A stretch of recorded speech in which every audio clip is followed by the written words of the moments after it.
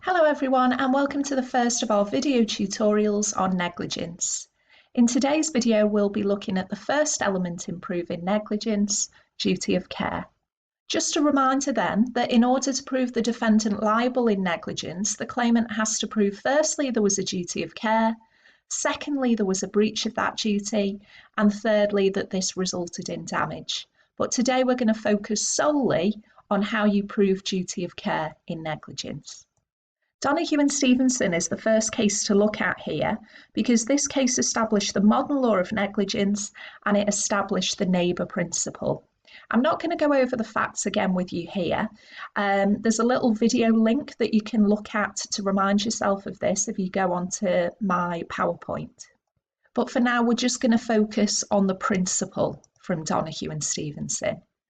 So Donoghue and Stevenson was massively important because it was a case that came up with an original precedent that manufacturers of products owe a duty to the ultimate consumers of their products. But this case is also important, particularly for duty of care, because it established the neighbour principle for deciding when a person would be under a duty. In this case, Lord Atkin famously said, "The rule that you are to love your neighbour becomes in law you must not injure your neighbour, and the lawyer's question, who is my neighbour, receives a restricted reply. You must take reasonable care to avoid acts or omissions which you can reasonably foresee would be likely to injure your neighbour. Who then in law is my neighbour? The answer seems to be persons who are so closely and directly affected by my act that I ought reasonably to have them in contemplation as being so affected when I am directing my mind to the acts or omissions which are called in question." Luckily, you don't have to memorise the neighbour principle that I've just read out, but the reason that I've read it out to you is to show you that the neighbour principle was basically saying that you owe a duty of care to anyone who is close to you, and that you can reasonably foresee is likely to be injured by your acts or omissions. But you could hear there from what Lord Atkin said that the neighbour principle is quite waffly and not very clear.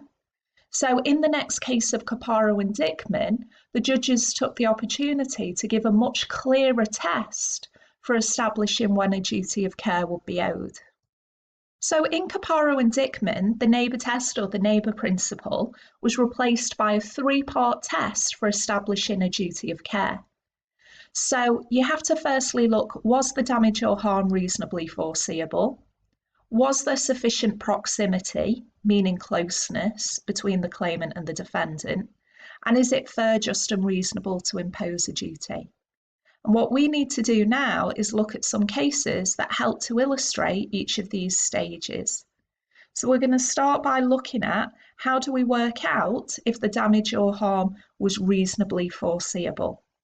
The first case on reasonably foreseeable is the case of Kenton Griffiths, and this is where the claimant was suffering an asthma attack and an ambulance took 30 minutes to arrive. And the principle from this case was that it was reasonably foreseeable that a claimant would suffer some harm of the failure of the ambulance service to arrive in a reasonable amount of time. In Jolly and Sutton, you can see that the council had some land where there'd been an old boat abandoned, and the council knew about it. They knew it was all dilapidated, but they left it there. And some 14-year-old children were playing on the boat, and one of the boys actually propped the boat up and was underneath it, pretending to be a mechanic or something, and unfortunately the boat fell on him and he was left paralysed. And the issue here was this reasonably foreseeable? And the council were trying to argue that it wasn't reasonably foreseeable. How could they possibly predict that someone would lift a boat up, climb underneath it and be injured when it fell on them? And you can sort of see their point there. However, the House of Lords in this case said that it was reasonably foreseeable that some injury would occur if children played on or around it. And so the defendants had been negligent. So they were sort of saying there that you didn't have to foresee the precise type of harm, but you just had to foresee that some injury would occur. Fenton Griffiths and Jolly and Sutton then, both of these cases, the court decided that the harm was reasonably foreseeable. So it's nice to contrast those cases with a case where there was a different outcome, where it was held not to be reasonably foreseeable. And this is the case of Boar, Hill and Young. And in this situation, we had a motorcyclist who was speeding and he was involved in a crash and killed. And Mrs. Boar Hill was about 8 months pregnant at the time, and she was 50 yards away from the accident. She heard it, but she didn't see any of it. But afterwards, she did see some of the motorcyclist's blood on the road. She went into shock, and her baby was born stillborn. And she was trying to claim for the stillbirth of her baby against the motorcyclist's estate. In other words, that his negligence had resulted in the loss of her baby. Now, you can see here from the principle that the court held that the motorcyclist didn't owe her a duty because it wasn't reasonably foreseeable that she'd be affected, because she didn't actually see the accident, she wasn't involved. So it was not reasonably foreseeable in that case. If considered reasonably foreseeable, the second stage in the CAPARO test is that you have to prove proximity. And that means closeness in terms of physical space, time, or also relationship. So in Home Office and Dorset Yacht, the defendants owed a duty of care to people who owned property nearby. And that was because there was physical closeness through time and space. So this is quite a useful case because it shows that if your defendant is physically close to the claimant, then there will be proximity. But sometimes, of course, you're not going to have physical proximity, and the issue arises as to whether there should be legal proximity. So we'll have a look at that. And this is where we need to consider proximity in the police. So we've got the very famous case here, Hill and the Chief Constable of South Yorkshire. And this is Peter Sutcliffe here, also known as the Yorkshire Ripper. And this case was really interesting because Jacqueline Hill was the final victim of Peter Sutcliffe, and he'd committed 13 murders and 8 attempted murders over a 5-year period. So Jacqueline's mother, that's why we've got Hill here, made a claim against the Chief Constable of Police on the grounds that the police had been negligent in their detection and detention of Sutcliffe. In other words, that they should have apprehended him sooner. And so the court had to decide here, was there sufficient proximity between Jacqueline Hill's mum and the police? And you can see here that the court decided that there wasn't proximity because they had no way of knowing who the next victim might be. We always compare the case of Hill to the case of Osman and Ferguson. And in this case, we had a school teacher who formed an unhealthy attachment to a 14-year-old pupil and became obsessed with him and started harassing this pupil and his family. This boy and his family reported the matter to the police, but they didn't take any action.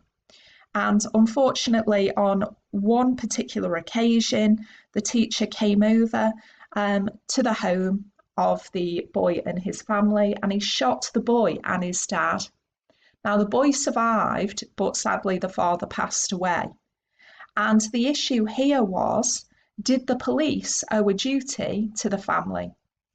And in Hill, if you remember, they had no way of knowing who the next victim might be. But Osman was different because the family had already reported to the police what had been going on, and the police had done nothing.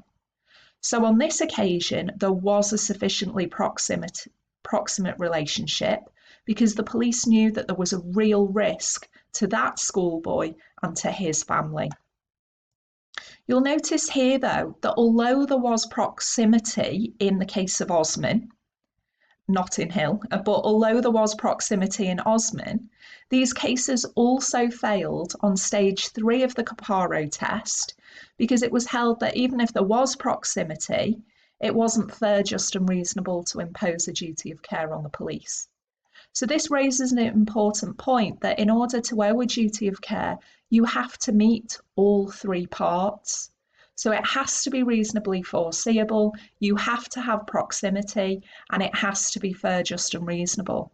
So even in Osman, where it was reasonably foreseeable, we had proximity, it can still fail on stage 3, which I think is illustrating how difficult it can be to prove negligence. That leads us on then to the final stage of the CAPARO test, that in order to prove a duty of care, it must be fair, just and reasonable. And the courts are usually reluctant to impose a duty on public authorities, such as the police.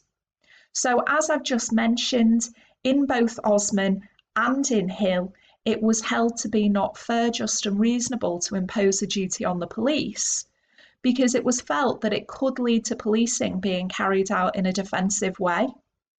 So reluctance there to impose a duty on the police. And for a long time, people sort of thought that Hill gave blanket immunity to the police. And what I mean by blanket immunity is that we sort of thought that because of Hill, you'd never really be able to prove a negligence case against the police because you wouldn't be able to prove duty of care. However, we've had a really interesting recent case on our next slide here, Robinson and the Chief Constable of West Yorkshire. And this lady here, Mrs. Robinson, was severely injured when 2 policemen fell on top of her whilst they were negligently trying to arrest a suspected drug dealer. Now, this went through the courts and it went to the Court of Appeal, and the Court of Appeal applied Hill. And using Hill, they said, okay, it was reasonably foreseeable. Okay, there was proximity. There's obviously physical proximity if they've fallen on top of her. But they said it wouldn't be fair, just and reasonable to impose a duty on the police. Now, this lady appealed to the Supreme Court, and the Supreme Court had a look at the decision. And Lord Reid emphasised that Hill doesn't grant the police general immunity. And he found the police had been negligent in this case. And he said that the police can be liable for negligence resulting in personal injury. So this is all a little bit tricky for us lawyers now, because fair, just and reasonable, we've not got a clear answer with the police now. If you apply Hill and Osman, it won't be fair, just and reasonable on police. But if you apply Robinson, it can be fair, just and reasonable. So if you get a scenario with the police in it in the exam, the best answer you can give is it may not meet this part of the test using Osman and Hill. However, it may follow Robinson and we may be able to prove fair, just and reasonable. And that's going to be your best answer. So we finished looking at duty of care there. They're all the cases you need to know. On this slide, I've just summarised what we've been through because there is quite a lot to it. So this diagram is showing that in order to find duty of care, we start with the Donoghue and Stevenson neighbour principle, that you owe a duty to those persons that are closely affected by your actions. This has since been replaced with the CAPARO 3-stage test. And firstly, you have to prove it was reasonably foreseeable. And it was reasonably foreseeable in Kent and Jolly, but it was not reasonably foreseeable in Boar Hill and Young. Stage 2, you've got to prove proximity, and that can be physical or legal proximity. And we had Home Office and Dorset Yacht and Osman and Ferguson said there was proximity, but Hill and West Yorkshire, there was not proximity. And then our final stage, fair, just and reasonable. We saw our general rule, it was shown in Hill and also in Osman, that usually it's not fair, just and reasonable to impose a duty on the police, but it will be following Robinson. So we've not got a clear answer. I should just point out that it will always be fair, just and reasonable to put a duty on someone who is not a public authority like the police. If it's just an ordinary person, that'll always meet that test. It's only police really that we've got this question, hanging over us. Okay, so that's duty of care. Have a look at the next video on breach of duty.